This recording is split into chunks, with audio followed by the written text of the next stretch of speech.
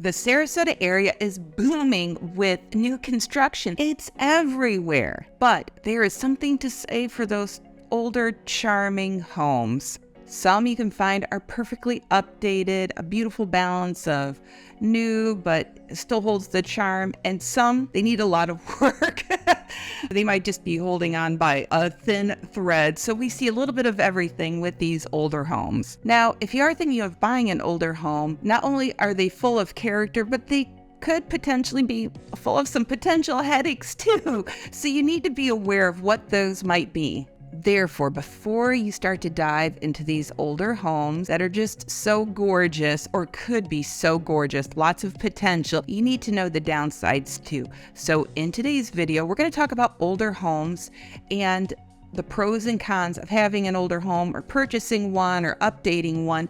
And then I'm going to focus a little bit on an area called West Bradenton. And I think it's just really a cute little neighborhood. Hi, I'm Jill Thomas, and each week I do videos about what it's like to live here in Florida, and in particular the Sarasota area. And I'm also a real estate agent. So of course I'm going to bring you videos about real estate and kind of everything in between. So if you've been thinking about either buying here or maybe you have a property to sell, this could be a really good channel for you to subscribe to and follow. But most importantly, when you're ready, if you have questions, feel free to reach out to me. Call, text, email me, fill out a form in one of the links down below in the description, whatever you are most comfortable with, and then we can arrange a time to talk or communicate and then answer your questions so you can make really good decisions for yourself. Now, I'm from Toledo, Ohio, and up there are gobs of older homes that are over 100 years old. And I talk to people from other cities, big cities, and they live in homes that are 150 or 200 years old. It's amazing. Well, the Sarasota Bradenton area, we're still kind of a baby city. We haven't been around quite that long to have that many older homes. In Sarasota County alone, there's only 75 homes that were built before 1910, according to the tax records. So we don't have tons of older homes. When I'm focusing here on the West Bradenton area, I was really looking at homes built in the 20s, 30s, into the 40s. But really, a lot of these points in this video will apply to any homes in Florida, especially those that are, let's say, 20 years or older. So even if you're not thinking of a whole older home, historic home, this could really apply to any property here in the state of Florida. So if you are thinking about purchasing here, here's a few things you need to know. Number one, construction. So let's talk about how some of these older homes are built. Now, keep in mind, I'm not a builder, I'm not an architect or an engineer, so I might not always use the best terms when I describe some of these things, but I just want to communicate enough for you to get an understanding, a general understanding of this. So I'm gonna communicate this to you definitely on an elementary level for sure. So virtually all new construction these days are made of concrete block. Sometimes the second story might be wood frame and the ground floor is block, but it's primarily block. But with older homes, you're certainly going to see a solid mixture of block, even some brick. We don't have a lot of brick in Florida, but you will see it sometimes with the older homes. And then of course, wood frame as well. And then even the way those are built, some I feel like even block homes, it's like they're hardly elevated up off the ground. It's very, very much on the ground. And then other properties are built up a little bit more. Sometimes there's crawl spaces underneath these older homes, especially with the wood frame, but even block homes, I've seen it with crawl spaces. Now, my first home that I owned here in Florida was a wood frame house. It was an old 1920s wood frame house, and it had a crawl space underneath. And so I've definitely lived it. We had to fix it all up. And when I say we, it was me a little bit, but a lot of my dad and some other friends. So I've been through that process of going through and fixing up an older house. Now, the one thing I want to point out with the wood frame home is that you are more susceptible to termites because obviously everything is wood frame.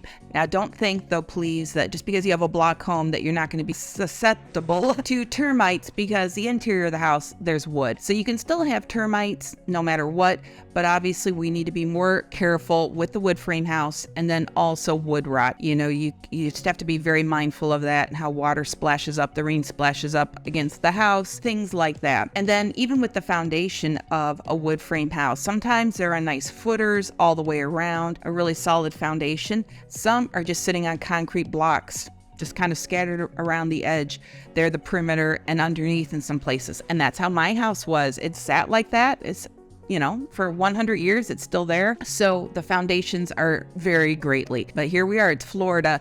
And of course, our soil here too is a lot of times it's pretty sandy. So you'll just see a variety of things with these older homes. So just be mindful of how they're constructed and what is more comfortable for you. Other things you want to think about with these older homes are potential toxic elements, maybe lead-based paint, or I've even seen where there's old shingles, the old roofing shingles that are made of asbestos. So just keep those things in mind when you're looking at the really older homes. And then one other thing I do want to point out is keep in mind the construction down here in Florida is very different than up north. Even when people are here doing new construction, they're walking around the builder, this isn't what it's like, in Ohio, or this is what it's like up in New Jersey. Totally different. So kind of expect the unexpected. There's not a whole lot of typicals or norms with these older homes. You'll see a variety of things because, of course, the law has changed in terms of what's required when the home is being built. Number 2, FEMA rules. So FEMA, if you're in a flood zone, you have to adhere to some certain rules with FEMA. And the West Bradenton area, it is right on the Manatee River. So a good number of those homes are in a flood zone. If you're not in a flood zone, if you're in flood zone X, X500, this does not apply to your property. So what FEMA says is if you're going to do significant renovations to a property, they would really want you to put it up to current code for being in a flood zone. Well, like I said before, some of these homes are built really close to the ground. There's very little elevation. So FEMA really would want you to elevate the house. Well, that's not going to be possible for a lot of these properties. It's a little bit easier said than done. So what then the workaround with this, and this is of course totally legal, is this 50% rule. And we're talking about the 50% of the assessed value of the structure of the house of on the property. So if you look at your tax records here, it's broken down between total amount of the assessed value by the county, the land value, and then there's something that they call the improved value. So that the improved value is what value they put on the structure. Now keep in mind, none of these numbers very rarely will ever line up with market value. So this improved value is going to be really pretty low. Even if the lot's worth a lot of money, they might put much less value on the structure itself. So 50% of the structure, you take that number and that's how much you can update the home at any one time. So I know that might be a little confusing, so let me break it down for you. Let's do an example. All right, there is one home right now in West Bradenton that's pending. The assessed value of the structure is only $54,000. So half of that is $27,000. So whoever is buying that home can only update the home, make, improvements to the house up to $27,000 the first go around. And then once those improvements are done, the county can either reassess it when the next time it rolls around where they do that, or if let's say they just assessed the property and you're anxious and you want to get on to the next phase, you can have an appraisal done and then they will reassess based on what the appraisal says. And then they come up with a new number, which hopefully is higher, of course, right? And they take half of that. So if the first time it's worth $54,000, you make $27,000 worth of improvements, you have it reassessed. Maybe now they say the structure is worth $90,000. So now you can do $45,000 worth of improvements. So it's a little bit of, it's going to be definitely a labor of love for whoever buys the property, but that's how you get around it without having to put everything up to code. And so these improvements would include these major things, like things that you're really pulling permits for, like roof, electric, plumbing. Some of the electric could be really bad in these places. Windows, AC, maybe there's just not even central air yet. So doing all those things, it can add up really, really fast. So you need to really chart it out and have a game plan on how you're going to move forward to maximize those dollars to get the job done as fast as possible. So FEMA says 50% at any one time based on the assessed value of the structure. If you're in a flood zone, only if you're in a flood zone. If you're not, sky's the limit, go for it. Let me take a quick second to remind you that I have a really great active Facebook account and Instagram. So links to those platforms are down below in the description. Not only do I talk about real estate, more current with statistics and things happening there, but also what's happening in the Sarasota area, Sarasota Bradenton area, events, happenings, just kind of did you know sort of things. So whether you're out of the area and you want to become more familiar familiar, it's a great thing to follow. Also, local people tell me they appreciate it too because they forget about things like, oh yeah, blueberry picking, I should go do that. So it's just a nice reminder of local happenings, events, and then of course, some solid real estate information as well. So if you're interested, go and find me there on Facebook and Instagram. Number 3, insurance issues. Now, if you've heard many of my other videos, you've heard me talk about homeowners insurance in Florida, but I have people call me and quite often they have not heard me talk about this. So I want to repeat myself. It's a huge part of owning a home here. Insurance companies are really cracking down on the condition of a house before they will write a new policy for you. In particular, roofs are a really big deal. So even if you are looking at buying a 20-year-old home and it's got the original shingle roof, that roof will probably need to be replaced prior to closing so you can get insurance. It's a really big issue. So keep that in mind that the house, there's certain conditions that need to be in place. So that one home that I mentioned in the last example about the FEMA rule, the 50%, that 50% rule, the house was boarded up. I mean, it was just a hot mess. I just don't see how anybody can get insurance on that. So that means a cash buyer. So if you're getting a loan, you have to have insurance. So the home needs to be up to a certain standard. If you're paying cash and you want to have insurance, again, the house has to be up to a certain standard. So even if you look at a home and think, oh man, look, what a great deal. I could take my time, fix it up. What a fun project, something for me to work on. That is really great. But just keep in mind that getting insurance is going to be a tough thing if it's in really bad shape. So definitely count the cost when it comes to insurance before you're getting serious about purchasing a property that needs a lot of work. Flood zone or not, that flood zone makes no difference in this case. It's just being in the state of Florida. Number 4, let's talk about West Bradenton now.